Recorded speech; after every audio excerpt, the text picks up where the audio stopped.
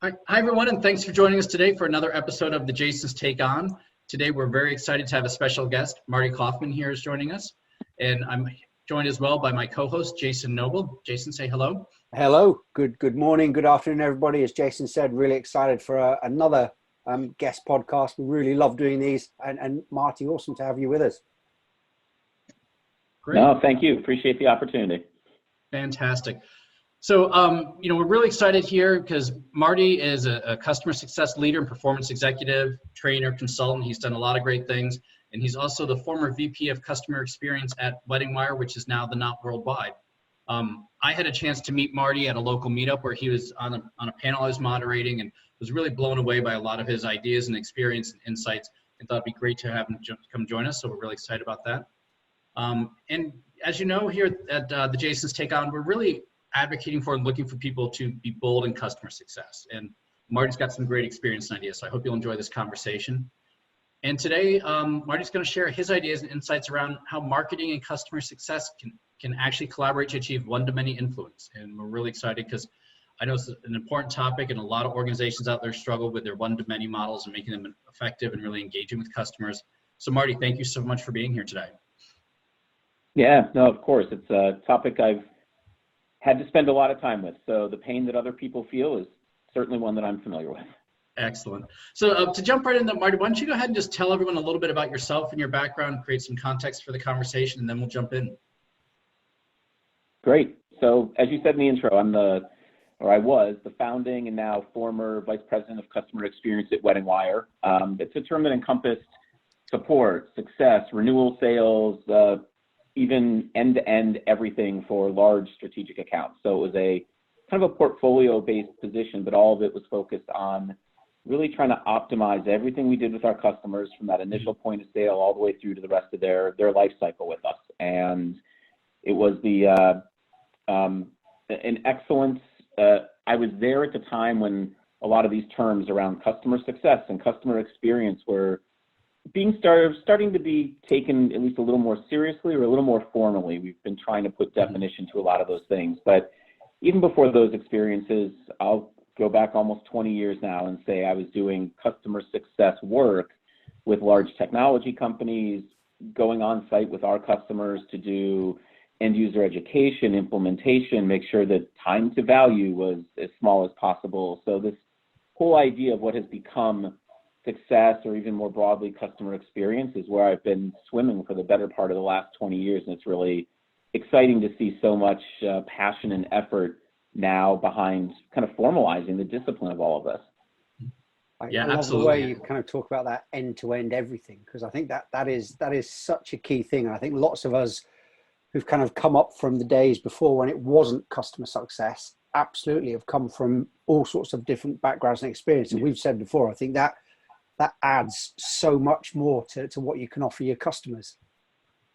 Yep, definitely. Yeah, I agree. I think someday we may get to a point where there's people who have their whole career just being customer success, and that's great, but that's also going to lack a little bit of the, I guess, diversity and dynamism of the folks that are in this field. Yeah, because they come from so many different places. Yeah. It's not like you sit down with people and instantly agree on 90% of how to do what we do. There's still great energy behind co-creating what we're doing and sharing all those ideas. Yeah, definitely. So speaking of great ideas, I know when we were chatting earlier, you shared with me some of your ideas about how marketing customer success can collaborate, to help drive this one-to-many success. Before we get into the specifics here, what do you see as the biggest opportunity here, and why is it important for these two groups to collaborate? Yeah, I think first, the opportunity. I think the big opportunity itself is moving this relationship between success and marketing from what is typically a tactical project-based relationship to a strategic outcome-based relationship. That's going to make all sorts of differences for the company, for the customers, for the team. But so the opportunity is this shift from tactical and project-based to strategic and outcomes-based. I'm sure we'll talk a little bit more about the how-to on that as we go on, but it's important. I mean, we've got two functions that are basically trying to achieve the same goals, but doing it from two very different perspectives. I use the metaphor of the mountain quite a bit. Like, we are both trying to climb to that same pinnacle, but starting at very different base camps. between the folks in marketing and the folks in customer success. And so if you want to unify all these aspects of your company or your brand, like we don't speak the same language, we don't necessarily share the entire journey, but for marketing and for customer success to both like make good on their promise of the value we provide to our companies, we should be unified. Like all these buzzwords out there, the one voice, one company, unified customer experience, omni-channel, omnipresent, omni yada, yada, yada. Like all of that suggests that we are already collaborating, not just with our tools and stuff, but truly we are one voice, one company. And if the folks with the biggest touch on the customer success in a one-to-one sense and marketing in a one-to-many, if they're not truly aligned, we're probably not making good on the potential of omni fill in the blank. So that's kind of the why behind that big opportunity for me.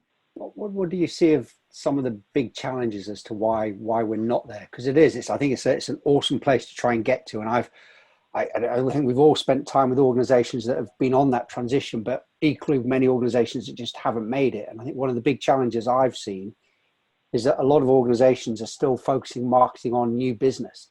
There's nobody doing marketing to existing customers, that kind of customer marketing. But what are some of the big challenges that you've seen, and how do you think we get around those?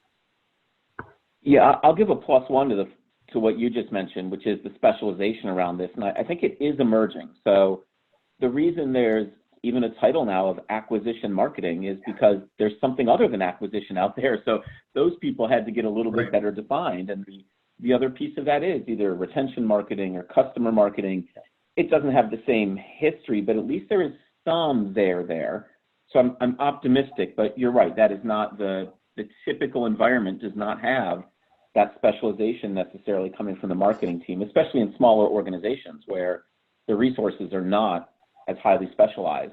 Right. I think another, most of the organizations I work with would actually say they do collaborate between success and marketing. Like we do that, but we, again, need to separate out that working together. Yes, of course, success and marketing work together, but are we really collaborating to achieve the same goals with the same metrics? And I think that's the, one of the big challenges. So the first one is that different cultures and different languages, right? So we're coming from two different places, like I said before, but to maybe put some actual detail to that, I'm overgeneralizing, so nobody needs to comment about how overly generalized this is, but the work cadence for a success team or a success team member is often like plan, do, and there's a constant doing, or plan and then do, like just apply the same thing to 100 customers. Yeah. That cadence of working is the complete opposite of a typical marketing cadence, which is plan, and then do something big, right? And then evaluate it. So marketing's investing a lot of effort up front to do that one thing really, really well, and then they'll do it again and again, right? But whereas success is like a million microtransactions in terms of how we operate. And the second one is language. We don't even agree on the basics. Like, are we talking about customers or logos or companies or the individuals within the companies that even when we get together, we're not even at that basic level always aligned unless we put some effort behind getting intentionally aligned. And then the second one is the one that you mentioned, like it is not typically somebody's job to be the collaboration point between success and marketing. And we need more people, even if it's not their job title to do it, adopting it as their role or as their responsibility to make sure that it happens. Right. Let me ask you, sorry, go on, Jason. I was going to ask, since we all come from a customer success background and we see the value in cross-company collaboration and see, marketing, sales, and product, we all need to play nicely. Do you find that most marketing groups have the same desire? Do they even feel this is a priority for them, when it's kind of outside their remit usually?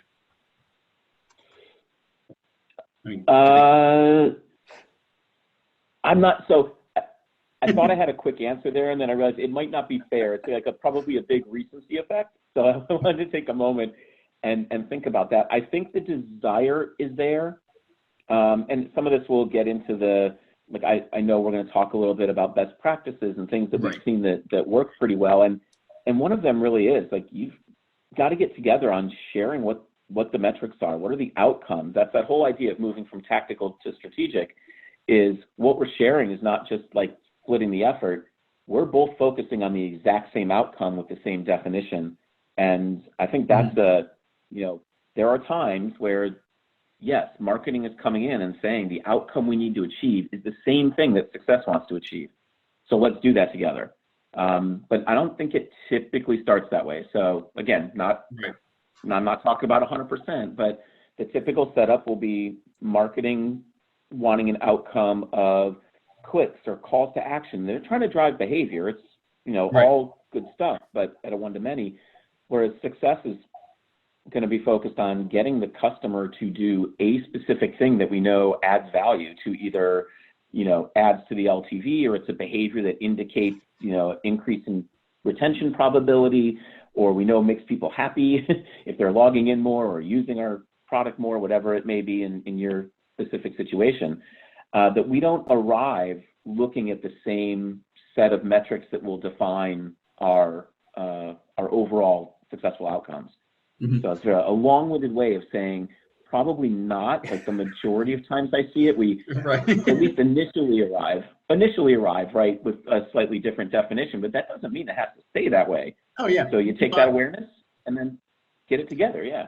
I was even thinking a step back too, where, traditionally a lot of marketing groups have been incentivized and rewarded, and performance measured was how many leads they get into the sales funnel. It's not been those other pieces. So if that's what they're incentivized and rewarded for, they may not even have collaborating with customer success on their radar or as a priority for them yet. So I think there's even that step back that needs to happen. But everything that you just said, I think you're absolutely right about, the different language and metrics and all that kind of stuff. But I think the collaboration piece is just a really interesting one, because we talk so much, I think, in customer success, we're all about collaboration, breaking down those silos, and it's a common problem that we see. But the big challenge, I don't think organizations really realize how big a problem it is. You'd never get a business that says, well, look, we don't collaborate, we've got silos. So I don't think businesses are realizing that it's as big a problem as it is. Yeah, or it's treated as an issue that has happened and not something that is structural and cultural. Yes, yeah. That's a little more pervasive, right? True, yeah. It's like, oh, marketing didn't notify customer success that there may be a doubling of inbound calls because of something we just sent out. Oh, darn it, you stuck it to us again. Okay, we'll deal with it. But truly what's likely happening is that there is a structural or cultural disconnect that it didn't occur to anybody to collaborate, and not just marketing, success as well. That's preventing us from seeing the easy path to shared wins. And it does when you scale it. We're talking about marketing success here, but you've got all of the teams collaborating, and it's a big issue. And it is, I think you've hit the nail on the head there. Yep. You started to talk to it, and when we spoke offline too, you mentioned some ideas you had about the need for marketing success to have some shared truths. Was there more that you wanted to share on that, or that some other insights that you had, or did we cover most of that in the roundabout way? I think it bears mentioning, and the reason is that shared truth is a prerequisite for collaboration, and this is not just marketing and success. And in any instance where you're truly trying to collaborate, you have to agree on what is true and what is not. And I think especially in this context of success in marketing, there's 4 key areas where, and in each individual instance, maybe there is more than this, but there's likely not fewer. So I think there's 4 areas where we really need to make sure that we agree on what these definitions are, and we agree, or on what the statement is. And so the 4 shared truths, I would just ask people, think about it. Do you and your collaborators in marketing or product or sales, anywhere else, agree on these 4 things? And the first is the company's desired overall customer experience. Mm-hmm. The second is how you segment your customers. The third is the journey for each of those segments. And the last one is the value of the customer success function to our customers. And so I can back up and just drill into each of those real quickly, but those 4 shared truths really ensure that anything we do next has a much higher likelihood of working out well for everybody, because we started from the same foundation. Mm-hmm. So the company's desired overall customer experience, not success or marketing experience, but this is for all of us, like the entire company, we're part of that experience that customers have with the company and with the brand. And so, do marketing and success agree that we want our customers to experience A, B, and C, and because of that, we want them to go do X, Y, and Z? Do we agree on that? Typically, folks aren't even asking that question. We just kind of assume that, yeah, we're aligned. We all work for the same company. There's only 40 of us. Of course, we all agree. We sit next to each other all the time. But it is not the same thing. You will hear customer success people talk about, we want our customers to experience a smooth sales and onboarding that proves the value of their purchase within 30 days. Marketing may talk about a totally different definition of the overall customer experience, and we need to broaden that out and share that. Mm-hmm. Segmentation, also equally important. Success and marketing work from segments. And it's the only way that we're able to kind of use some awesome marketing trickery and deliver one-to-many as if it were personalized. I shouldn't say that in the negative. It is customized and personalized, sorry. But to be able to deliver individually at scale requires marketing and success to have the same definition of who are our segments, and then what is their journey, what is their experience, not just with us, but with the entire company. And I think that's a limitation that many of us suffer from. We love our customer journeys. Let's create a journey. We have a journey map. It's beautiful. It's colored. Those are all wonderful things. But the limitation I'm seeing now out in the field is that so many of these customer journeys are not inclusive of the experience that customer is going to have with our marketing facility, that it's going to have with the product outside of their use of the product, that it's going to have with our social, either social channels that we're putting out or that they have as an option to inbound. So we're kind of limiting these journeys to what success cares about because we tend to own that piece of it. But I think we miss an opportunity by not creating a holistic journey that includes all of our collaborators, because again, that creates a great foundation. And then the last piece is that value of customer success to the customers. The reason that's important for us to collaborate on is for marketing to understand why success exists, or for success to understand why marketing may not be on the same page with that. And again, it doesn't make anybody wrong, but if we disagree on what success's purpose is, it becomes all too easy for marketing to do things on the assumption that success is there to be everything to everybody if they have an issue. So push it out. We have a success function to deal with any question they may have. That's great. If success views themselves as, no, it's my job to turn money into more money and make sure it doesn't leave, and everything that isn't that is a distraction, again, we're at cross purposes. And so that shared truth, very important for the understanding to then move forward. So I know I turned 4 quick things into a bit of a dissertation on each one. I apologize, but I think they are important. So, the experience, how we define the customer, what we think their journey is, and then what the value of the function is. Once we agree on that, the rest gets pretty easy. And you've covered some super points there. And that one about customer journeys just resonates with me. And I know Jason and I have spoken about it before, but customer journeys is such a big thing for people in customer success, but they often get kind of siloed themselves and just create customer success journey how they think it looks. Exactly like you said, your customer success, your journey for your customers starts at that initial engagement, which is the first time they hear about your organization, which is through marketing, through sales, then all the way through to when they exit or go through the cycle again. But the other thing I've seen businesses get challenged with is they don't bring the customer into those customer journeys. Does this match up to what the customer sees? But such key points there. Yeah, and Marty, I was really interested what we were talking about, the segmentation, and it seems like if marketing's running off of one version of what the segmentation is and what it should be, and CS is running off the other, there's a great potential for it to be disastrous somewhere along the line for the customers, especially in that journey. And it does sort of beg the question too, who should own customer segmentation decisions, and how do you make those now, knowing that it's no longer just up for marketing to do that? I think it's going to be some interesting battlegrounds. Yeah, it's clear to me that customer success owns the segmentation and marketing and sales, right? So I don't think it has to be, or I shouldn't say, it can't be exclusionary if we want it to work out well. we all have to feel like we own it and reach consensus on what it is. Yep. So easier said than done.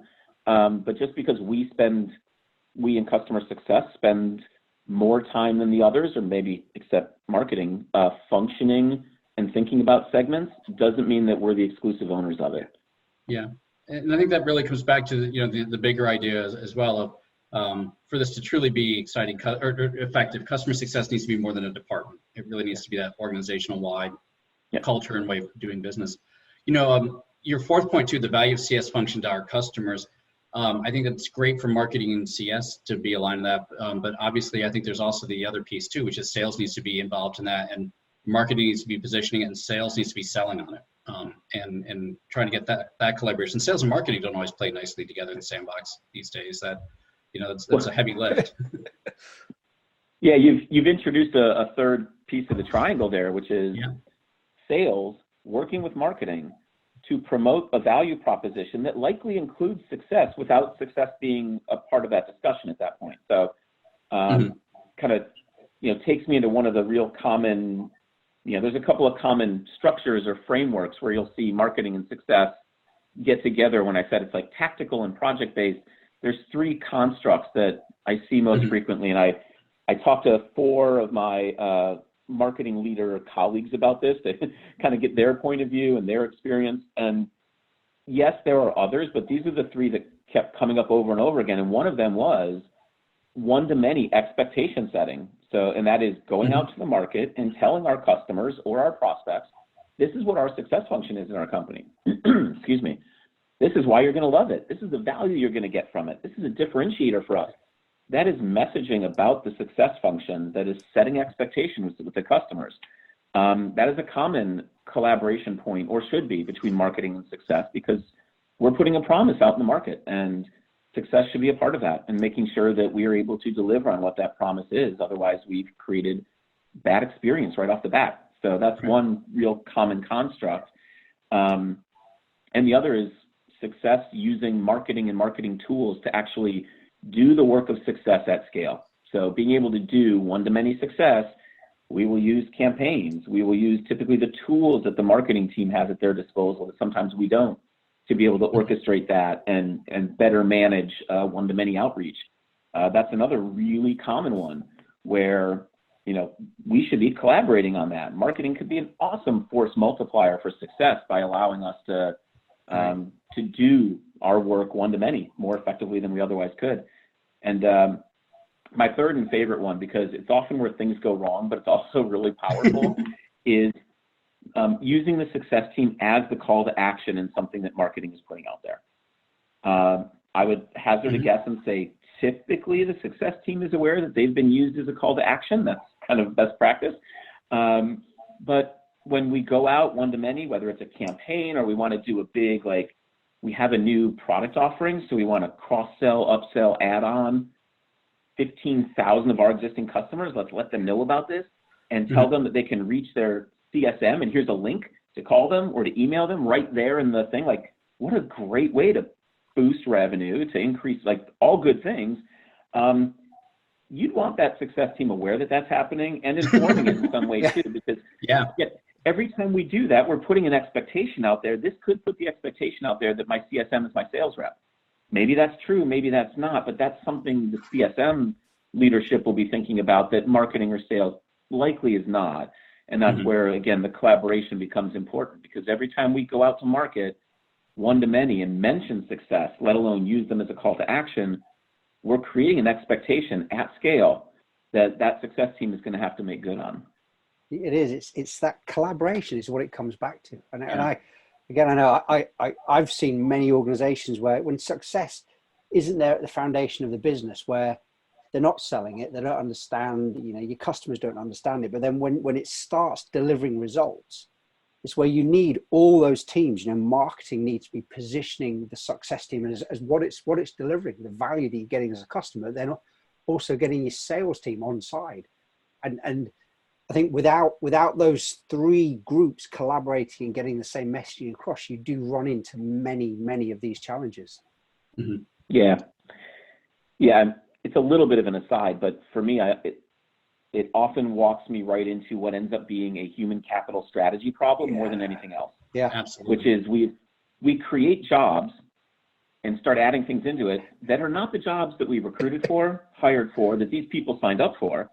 And you end up asking somebody who may not or giving sales to people that can do the easy sales. Like, that's great. I don't need sales skill for that, right? I need sales skills for those hard to win back ones. And so getting that alignment right is really important, but hard to do when you create a group that is kind of responsible for all other.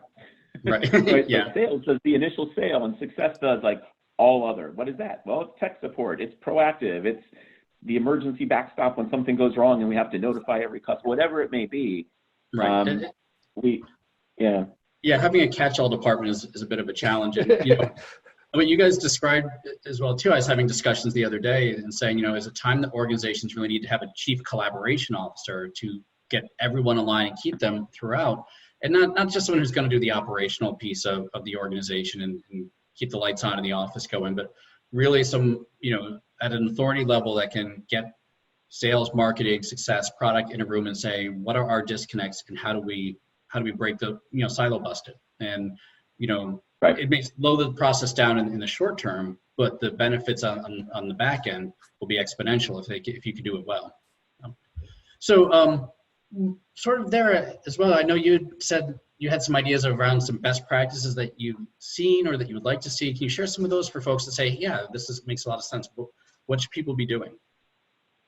Yeah, and again, this is one that I went out to my network for, and I feel pretty good about these. They are not just coming off of my brain. So things that the question I ask people is, what have you seen people do that you thought led them or led you, if they did it themselves, to really successful collaboration between your marketing function and your success function? And a couple things kind of rose to the top there and fell into nice categories. The first was formalizing your agreement on the shared truths. Again, now that we know that that's such an important thing, just make sure that you talk about it. Hey, are we agreeing on these 4 pieces? If we disagree, maybe we can agree to disagree, but at least we're aware that we're not fully aligned on that point. Right. Awesome best practice and starting point for people. Working from shared metrics is the single best thing I have seen to bring any 2 groups together. But marketing and success, we're each going to have our circle of metrics that we're going to track on everything. But every time we are collaborating, make sure that we're focusing on that overlap of where we can or should be looking at that same metric. There should be no handoffs. So if the reason we're doing a marketing campaign is to onboard more customers at a reduced cost, okay, measure that. That's important. So look further downstream to the outcomes or the impact of the shared work. It helps us stay away from our convenience metrics, which are important as indicators, but are not they're not the meat. So figure out what the meat is and measure how well we're doing that together. Having those shared metrics is a real powerful way to help us collaborate. Keeps us on the same track, talking about the same things and looking at the same indicators of if it's working or not. Dedicating a marketing resource to the collaboration and dedicating a CS resource to it. It does not mean that somebody's job is, I'm the marketing liaison and that's all I do, or I'm the success liaison from marketing and that's all I do. Not many organizations quite can invest, in something like that. But if it's a formal piece of somebody's role, and typically on the success side, it's the head of your success function, whoever that may be, make it somebody's role so they know that it is their responsibility in addition to others.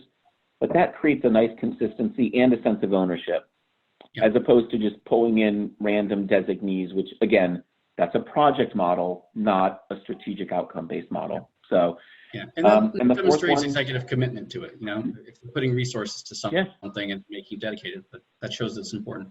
And sorry, didn't mean to cut you off. Yeah.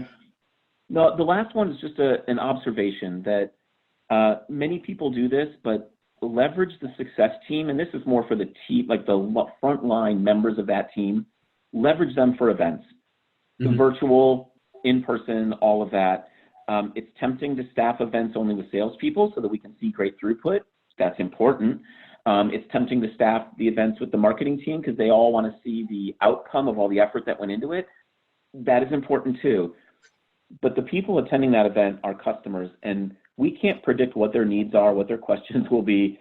The people that are in the single best position to handle the broadest spectrum of what those customers are going to arrive with in terms of needs from the company or from that event is probably sitting on that success team.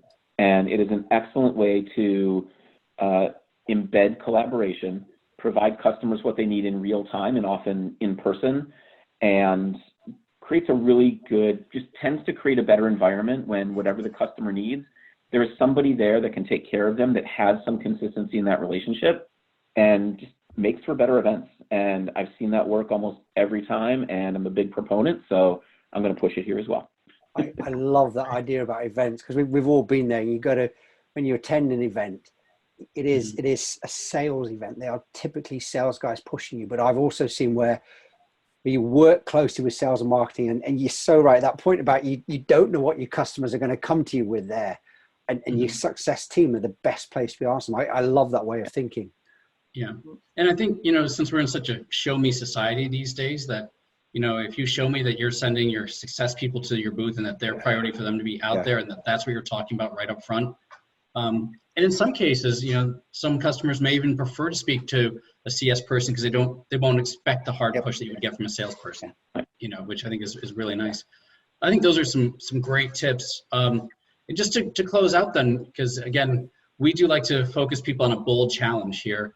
You know, for those organizations that are looking to go big with their efforts here, to really align marketing and CS and get the most value from here, what bold action would you like to see them do to really drive this high impact marketing CS alignment? Yeah, it's a really good question. And thus far, we've been talking about kind of in-flight customer success and marketing collaboration, and you know, tackling how that coordination or collaboration may work in the day-to-day activities. For a really bold, like if you want to go big and go bold, and you're like, gosh, we don't really collaborate right now, but we should. I'm a firm believer in early wins and big, hairy, audacious goals. And so if somebody really wanted to do this and wanted to get a huge jump start on an awesome success in marketing collaboration, create a team, a tiger team, whatever you call it. Everyone's got, you know, a SWAT team, a tiger team, whatever your special team name is. Make one of those. And you're going to create this out of your marketing folks and your customer success folks, and put a big goal out there, something where they're going to have a shared outcome that has like immediate and high impact. So a couple of examples of things I've seen recently or worked with recently. We're going to look 6 months from now. We have a cohort that is up for renewal in 6 months. We're going to increase retention by 5% in that cohort. I didn't tell you how. The marketing and success get together, figure out how to make that happen. All right. What that does is it's already created shared goal, shared objective. Yep. All they have to figure out now is collaborating on the means for that. But marketing didn't arrive with this. Success didn't arrive for this. The company arrived and said, we need to achieve this outcome, and you all are going to do it. And that's a pretty powerful way to get a jump start. The other great one I saw was we're going to reduce the post-onboarding inbound calls and emails. It's kind of a mouthful. But basically, we're going to cut the needs that customers have immediately after onboarding, because how do we end every onboarding or implementation? You're set. I know you're good right now. You're going to have questions. That's fine. I'm there for you. That is time consuming. So it's great to be there for them. But what if we could reduce that by 50%? That has a huge impact.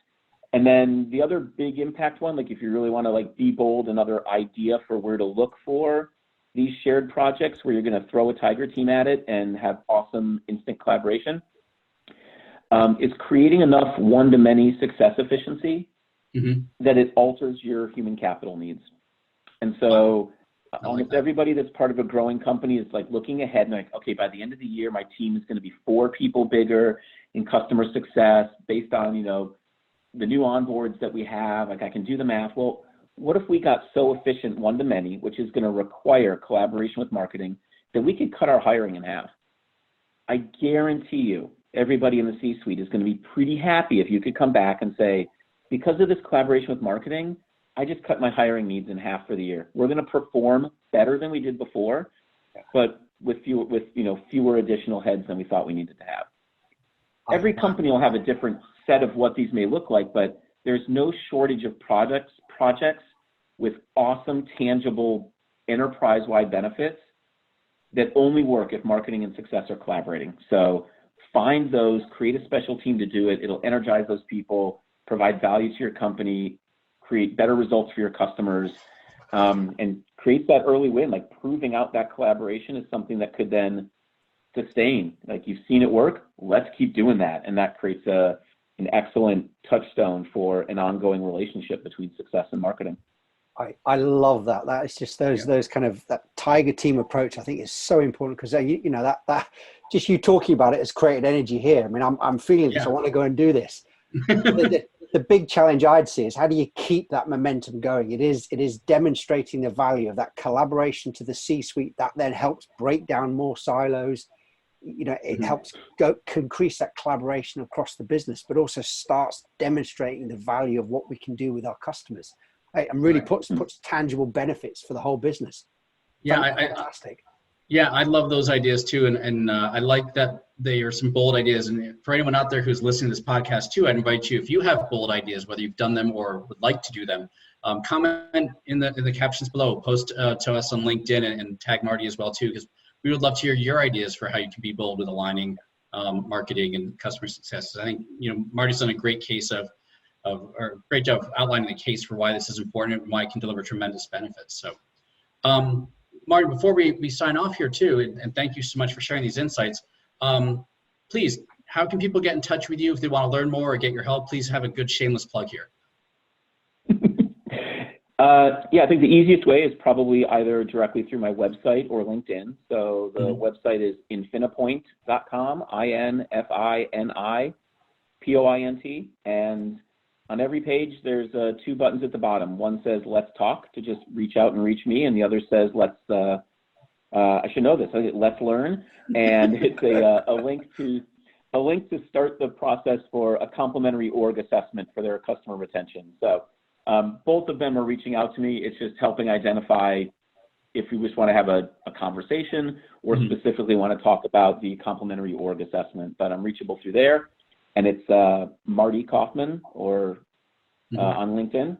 And I love those LinkedIn connections. There's an excellent community now that's building around customer success, customer experience, using LinkedIn as a platform. And so happy to tap into that and connect with people that way too. Have come across a really good handful of awesome conversations through that I would not have had otherwise. So encourage people to reach out to me there as well. Marty, can I just reiterate what Jason said? This again has been another awesome conversation. Thank you so much for spending time with us. Some awesome insights, and I'd love to get you back on with us in the future and just understand more about kind of your plans and what you've done. But such great insights. So a big thank you from us. Yeah, and I truly enjoyed it as well too. Yeah, oh, sorry, Marty. Yeah, I truly enjoyed it. No, that's right. I truly enjoyed it as well, and having spoken with Marty at length on some of these topics, I highly recommend you reach out to him. He's got a lot of great ideas that we didn't get a chance to cover. We'll put links to his information in the description below as well too, so hopefully you guys will get a chance to connect, and thank you so much. Have a great day, everyone. Thanks, Marty. Bye-bye.